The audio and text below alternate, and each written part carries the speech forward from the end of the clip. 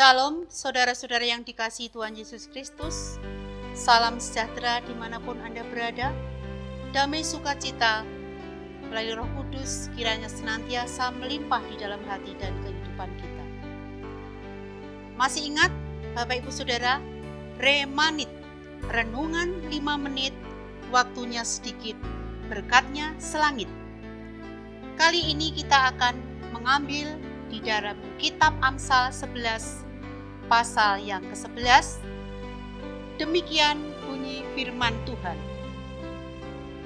Berkat orang jujur memperkembangkan kota, tetapi mulut orang fasik memuntahkannya. Tema saat ini, jujur harus. Nilai sebuah kejujuran itu mahal. Benarkah Bapak Ibu? Berapa mahalnya? Pernahkah kita mendengar ungkapan, uang memang bisa membeli segalanya, tetapi kita tidak bisa membeli dengan kejujuran. Dari kalimat tersebut, dapat kita simpulkan bahwa kejujuran itu lebih berharga dari nilai apapun dan tidak bisa dibeli dengan apapun.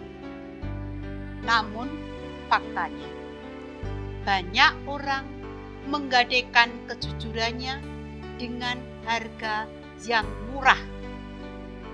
Mereka lebih memilih keuntungan sedikit daripada tetap jujur di hadapan sesama maupun di hadapan Tuhan.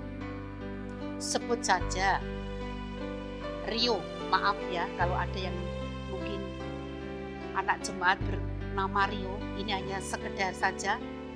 Suatu hari ia sedang berdiskusi dengan kenalannya mengenai kejujuran. Orang itu berkata kepadanya, hidup di kota Jakarta ini, kita jangan terlalu jujur kawan. Kalau terlalu jujur, justru hidupmu tidak akan lebih baik. Jika ada kesempatan mendapat keuntungan, abaikan saja kejujuran itu. Rio pun berpikir dan beranggapan pendapat itu ada benarnya juga. Dalam pekerjaan, dia berada di posisi yang strategis berkaitan dengan keuangan. Gaji yang diperoleh cukup besar, namun ia masih merasa kurang untuk memenuhi kebutuhan hidupnya di kota besar yang sangat mewah. Maka ia pun mulai markup data keuangan perusahaan sedikit demi sedikit untuk dimasukkan ke kantongnya sendiri. Namun lama-kelamaan markup besar-besaran. Beberapa kali ia lolos dari audit finansial. Namun pada pemeriksaan terakhir, apa faktanya? Sepandai-pandai tupai melompat, akhirnya akan jatuh juga. Data Rio bisa ditemukan oleh auditor karena adanya penggelembungan biaya produksi dan pengeluaran perusahaan. Ketidakjujuran menghantar Rio kepada korupsi kecil-kecilan hingga besar-besaran.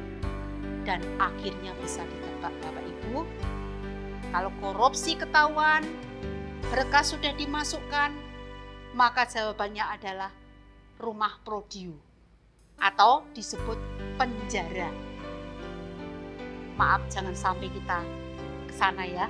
Jangan ingin ke sana. Walaupun mewah dengan fasilitas, jangan kepingin sekali-kali ke sana.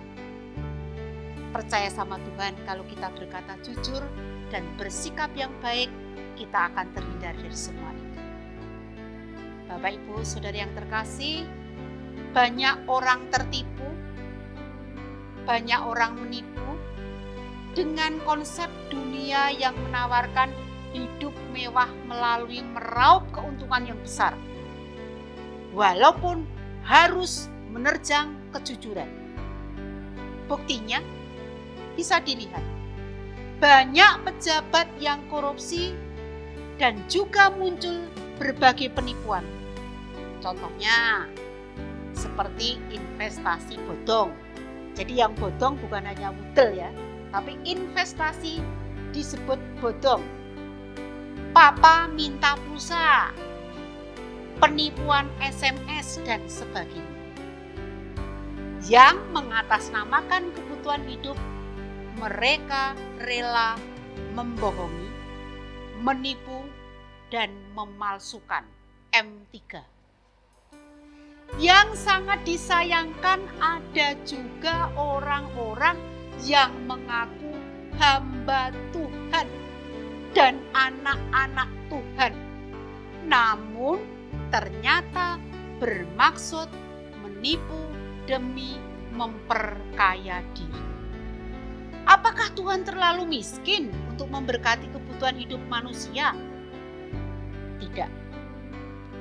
Manusialah yang terlalu kaya akan nafsu keserakahannya dengan dalih kebutuhan hidup.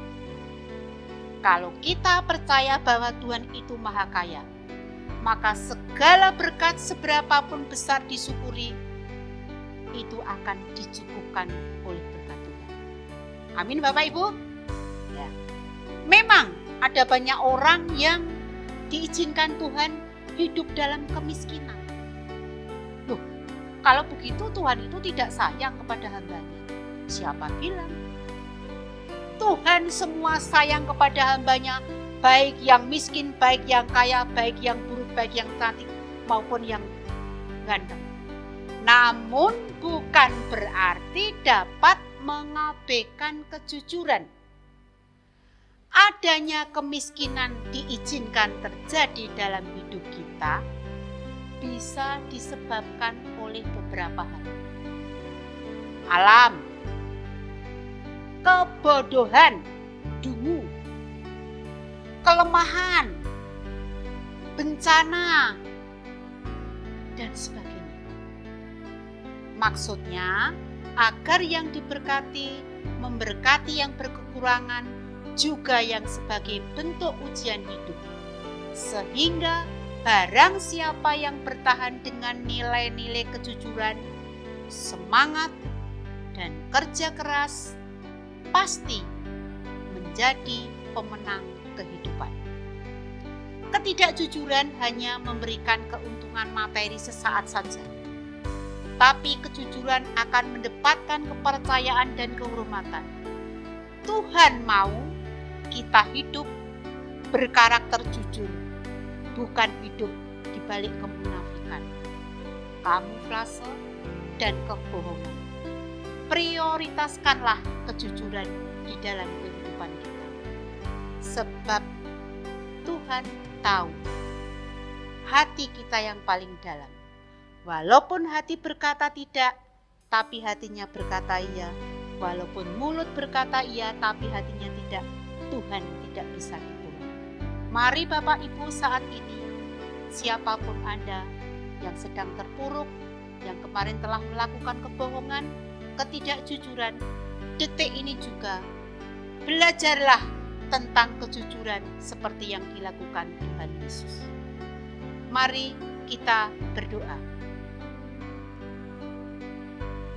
Bapa di surga, Bapa yang maha baik yang kami kenal di dalam nama Tuhan Yesus Kristus, ampunilah kami Tuhan, bila di masa-masa lampau kami tidak jujur kepada Engkau, kami sering menyembunyikan satu dosa di dalam hati kami. Tapi kami tahu dan percaya Tuhan, Engkau yang maha kuasa dan tahu di hati kami. Mulai saat ini Tuhan, kami akan belajar. Berikanlah roh penurut dan berikanlah roh kudus-Mu. Mampukanlah kami melakukan kejujuran demi kemuliaan-Mu Tuhan Yesus di dalam muka bumi ini. Ampuni dosa kami Tuhan. Di dalam Yesus Tuhan kami, doa yang kurang sempurna ini kami panjatkan. Tetap semangat, salam sehat, terus lakukan mendengarkan renungan Remanit, renungan 5 menit, waktunya sedikit berkatnya selangit. Shalom.